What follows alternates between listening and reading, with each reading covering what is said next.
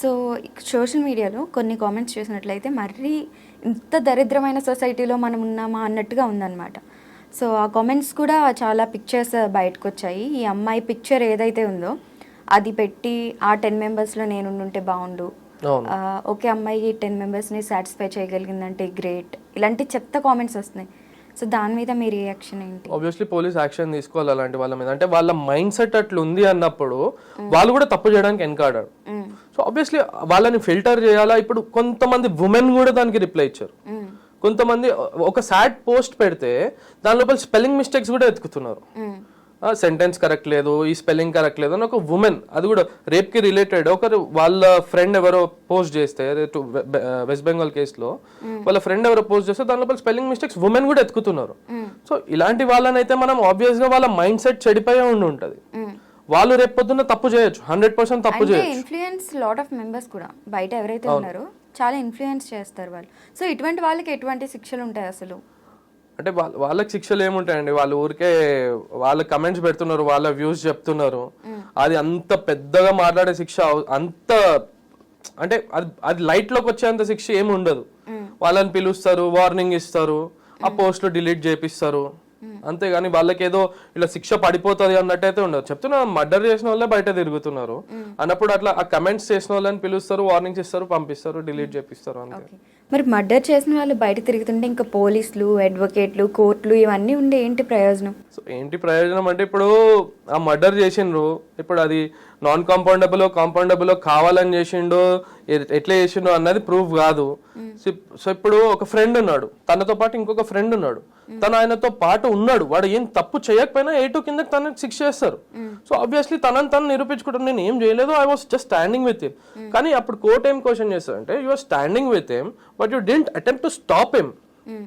అంటే తనకి సపోర్ట్ చేశాను అన్న దాని మీదనే అతన్ని కూడా 8 కిందకి వేస్తారు. కానీ అట్ ద ఎండ్ 8 ఉండనియండి, 10 ఉండనియండి, murder case is a murder case. Okay, తప్పు చేసినా చేయకపోయినా. Yeah okay. సో ఇదే లిస్ట్లో చూసుకున్నట్లయితే రేప్ అవ్వకముందే ఇఫ్ ఇన్ కేసు మనకు ఆల్రెడీ షీటింగ్ అని ఇవి చాలా ఉన్నాయి విమెన్కి. సో విమెన్ మీద ఒక హెరాస్మెంట్ కానీ ఇలాంటివి జరిగినట్లయితే ఎటువంటి శిక్షలు ఉంటాయి అబ్బాయిలకి? సో ఆబ్వియస్లీ ఇప్పుడు మనం చూస్తున్నాము ఈ క్లబ్బింగ్ కల్చర్ లో కానీ బయట రోడ్ మీద వెళ్తున్నప్పుడు కానీ తాగేసి అమ్మాయిలను హెరాస్ చేయడము, హెరాస్మెంట్ కేసెస్ చేస్తున్నారు. So the thing is, last time మళ్ళీ మనం మాట్లాడుకున్నట్టు ఉమెన్ కి ఒక రైట్ ఉంది. అది నిజంగా ఇప్పుడు సీసీటీవీ ప్రతి ఒక్క దగ్గర సీసీటీవీ ఫుటేజెస్ ఉన్నాయి, సీసీటీవీ కెమెరాస్ ఉన్నాయి. ఆ ఫుటేజెస్ లో నిజంగా తను హెరాస్ చేస్తున్నారు అంటే కంపల్సరీ పోలీస్ యాక్షన్ తీసుకుంటది. సో ఒక్క అమ్మాయిని ఒక 11 seconds స్టేర్ చేసినా సరే అది తప్పు. ఓకే, స్టేర్ చేయడం కూడా తప్పు. ఓకే, ఒక అమ్మాయిని డైరెక్ట్ గా స్టేర్ చేయడం కూడా తప్పు. ఓకే. సో అలాంటిది మీరు టచ్ చేస్తున్నారు, కొన్ని టచ్ చేయని చోట టచ్ చేస్తున్నారు అని చెప్పి అనుకున్నట్టయితే కంపల్సరీ పోలీస్ హరాస్మెంట్ కేసెస్ వేస్తారు. Okay, if in case live-in లో ఉండి తర్వాత అమ్మాయి విడిపోవాలనుకుంటే అది వాళ్ళిద్దరు మ్యూచువల్ అండర్స్టాండింగ్ మీద ఉంటుంది. ఓకే. సో ఒకవేళ విడిపోవాలనుకున్నప్పుడు అబ్బాయి ఫోర్స్ చేస్తున్నాడు అనుకోండి, ఆబ్వియస్లీ తను ఫోర్స్ చేస్తున్నాడు, టార్చర్ పెడుతున్నాడు అని చెప్పి తను కంప్లైంట్ ఇవ్వచ్చు. సో ఇప్పటి వరకు ఉన్న అప్డేట్స్ ప్రకారం లేటెస్ట్ అప్డేట్ ఏంటి కోల్కతా కేసులో, అండ్ నెక్స్ట్ ఎటువంటి యాక్షన్స్ తీసుకుంటారు? యాక్చువల్లీ సిబిఐ ఈ రోజు రిపోర్ట్ సబ్మిట్ చేయనుంది. దాని తర్వాత హియరింగ్ డేట్ నాకు తెలిసి 27th రోజు ఉంది, ఇంకొక హియరింగ్ డేట్. సో అప్పటి వరకు మనం వెయిట్ చేయాల్సిందే. కానీ స్టార్టింగ్ లో ఏం చెప్పిందంటే గ్యాంగ్ రేప్ అని చెప్పి మల్టిపుల్ పీపుల్ రేప్ చేశారని చెప్పారు. కాకపోతే అదంతా ఫేక్ అని చెప్పి సిబిఐ ఆల్రెడీ సబ్మిట్ చేసింది. ఓకే, ఇప్పుడేమో డ్రగ్స్ రాకెట్ ఉంది. సో అమ్మాయి హైడ్ చేయాలని, ఐ మీన్ అమ్మాయి వాయిస్ రైజ్ చేయడం వల్ల ప్రిన్సిపల్ యాక్చువల్ గా మమతా బెనర్జీ గారి సిబిఐ కి కేసు ఇవ్వడానికి కారణమే అది. సో ఇప్పుడు సంజయ్ రాయ్ ఎవరైతే ఉన్నారో, ఆ అక్యూజ్ ఎవరైతే ఉన్నారో డైరెక్ట్లీ ఒక విత్ ఇన్ 1 hour లో ఒప్పుకున్నాడు, అవును నేనే రేప్ చేసా, if you want to hang me you can. So అంత ధైర్యంగా ఒప్పుకున్నాడు అంటే తన వెనకాల ఎవరైనా పెద్ద తలాలు ఉన్నారేమో అని చెప్పి డౌట్ వచ్చి సిబిఐకి వెళ్ళింది case. Okay, if in case నిజంగా డ్రగ్స్ రాకెట్ ఉన్నట్లయితే ఆ కాలేజ్లో ఎటువంటి యాక్షన్స్ తీసుకుంటారు గవర్నమెంట్? కంపల్సరీ డ్రగ్ టెస్ట్లు అందరికీ చేస్తారు. డ్రగ్స్ రాకెట్ ఉంది అన్నది అది సిబిఐ వాళ్ళే ప్రూవ్ చేయాల్సి వస్తుంది. డ్రగ్స్ టెస్ట్ చేసినప్పుడే కదా తెలుస్తుంది ఒకళ్ళు నిజంగా ఉందో లేదో. ఇప్పుడు మన హైదరాబాద్ లో చూసుకుంటే ప్రతి ఒక్కరి దగ్గర హాస్టల్స్ లో, క్లబ్స్ లో అన్ని దగ్గర డ్రగ్ టెస్ట్లు చేస్తున్నారు. సో ఆబ్వియస్లీ అక్కడ కూడా చేస్తుండొచ్చు మరి, ఒకవేళ ఆ డౌట్ ఉంటే. ఓకే, సో నాకు వచ్చిన మేజర్ డౌట్ ఏంటంటే if in case like alcohol తీసుకునే వాళ్ళు, ఈ క్లబ్బింగ్ కల్చర్ ఎవరికైతే బాగా అలవాటు, రోజు వెళ్ళే అలవాటు ఉందో వాళ్ళలో ఎక్కువ డ్రగ్స్ తీసుకోవడం అనేది ఉంటదన్నమాట. సో ఆల్కహాల్ తీసుకున్నప్పుడు ఎక్కువ రెస్పాన్స్ అట్లా అనుకోవడం కన్నా, సో నాకు తెలిసినంత వరకు నేనేం చెప్తున్నానంటే, ఈ డ్రగ్స్ అన్న గ్యాంగ్ సపరేట్ ఉంటది, ఆల్కహాల్ తాగే పీపుల్ సపరేట్ ఉంటారు. అదే they vibe with the alcohol, the people who take drugs the vibe with the drugs. అంటే వాళ్ళకి ఇంకా ప్రపంచంతో సంబంధం లేదు, సంబంధం లేకుండా ఉంటారు. సో ఆబ్వియస్లీ క్లబ్బింగ్ వాళ్ళు కూడా తను ఇప్పుడు మనం జనరల్ గా అనుకుంటే మన గోర్లో కూడా డ్రగ్స్ పెట్టుకొని తీసుకెళ్లొచ్చు అంట. ఎంత చెక్ చేస్తారు వాళ్ళు కూడా. సో ఆబ్వియస్లీ వాళ్ళంతలో వాళ్ళకే రియలైజేషన్ రావాలి, that is not good for us అని చెప్పి. ఓకే, ఎందుకు డ్రగ్స్ మీద అంత నిఘా పెడతారు? బేసిక్ గా చిన్నది దొరికినా కానీ చాలా పెద్ద కేసులు అవుతాయి.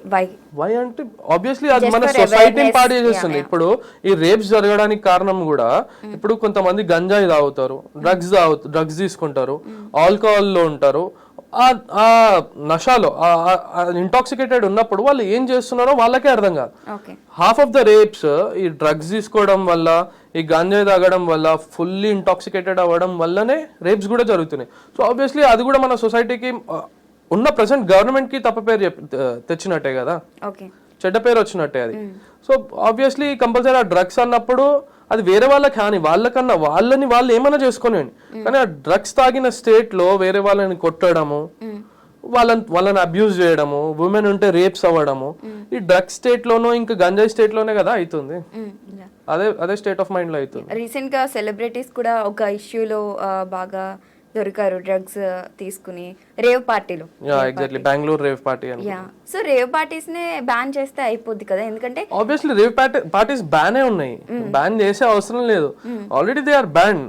ఇప్పుడు రేవ్ పార్టీస్ అన్న కల్చర్ మన కల్చరే కాదు, అది ఫారెన్ కల్చర్. మన దగ్గర ఎప్పటి నుండో బ్యాన్ ఉన్నాయి.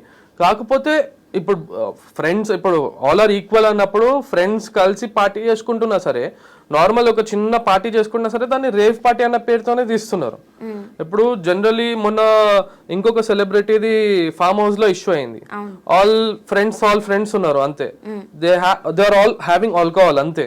అండ్ దాన్ని కూడా మన సోషల్ మీడియాలో ఎట్లా వేసిండ్రు, సో అండ్ సో దొరికింది రేవ్ పార్టీలో అని చెప్పి ఇస్తున్నారు.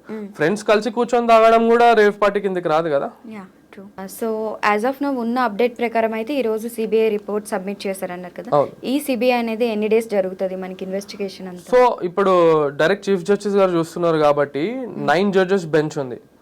సో వాళ్ళందరూ దాన్ని రివ్యూ చేసి ఫ్యాక్ట్స్ అన్ని తెలుసుకున్న తర్వాత మనకు జడ్జ్మెంట్ అన్నది ఇస్తారు. సో అప్పటి వరకు మనం వెయిట్ చేయాలి. ఎన్ని డేస్ ఎక్స్పెక్ట్ చేయొచ్చు మనం? ఇప్పుడు డిపెండ్స్, నెక్స్ట్ హియరింగ్ అయితే 27th అని చెప్పి అంటున్నారు.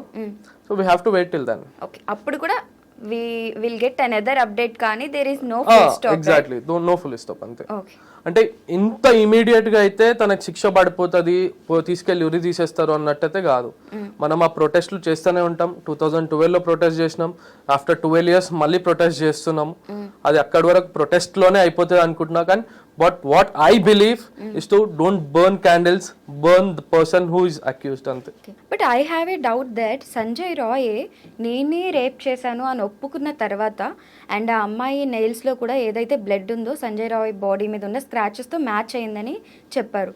సో మ్యాచ్ అయిందని చెప్పినప్పుడు మరి ఎందుకనేసి ఆ అబ్బాయిని ఇంకా ఉరి తీయట్లేదు? అంటే తన వెనకాల ఎవరున్నారో కూడా తెలుసుకోలేదు కదా. అంత డైరెక్ట్ గా ఇప్పుడు 150 milligrams ఆఫ్ సీమెన్ దొరికింది అని చెప్పి కూడా మధ్యలో వచ్చింది కదా, 150 milligrams ఆఫ్ సీమెన్ దొరికింది అని చెప్పి. మళ్ళా కాలేజ్ ఎక్స్ ప్రిన్సిపల్ గురించి సందీప్ ఘోష్, ఐ గెస్ అతని గురించి. సో వెనకాల ఏం జరుగుతున్నది అని కూడా తెలుసుకోలేదు కదా. ఇప్పుడు ఇతను ఒక్కరిని శిక్షించేస్తారు, వెనకాల వాళ్ళు అందరు తప్పించుకుంటారు కదా. బట్ ఒకరిని తీసేస్తే ఫస్ట్ లిస్ట్ లో నుండి ఒకటి వెళ్తాడు కదా, మళ్ళీ బయటికి ఫ్యాక్ట్స్ ఎట్లా రావాలా? తన నుండే కదా చెప్పించుకోవాలా ఫ్యాక్ట్స్. ఇప్పుడు సిబిఐ ఎంక్వైరీ ఎంత చేసినా సరే మన దగ్గర ఒక ఎవిడెన్స్ ఉంది, ఒక పర్సన్ ఉన్నారు, తన దగ్గర నుండే కదా ఫ్యాక్ట్స్ అన్ని స్వీకరించాలి. Thank you so much for your time.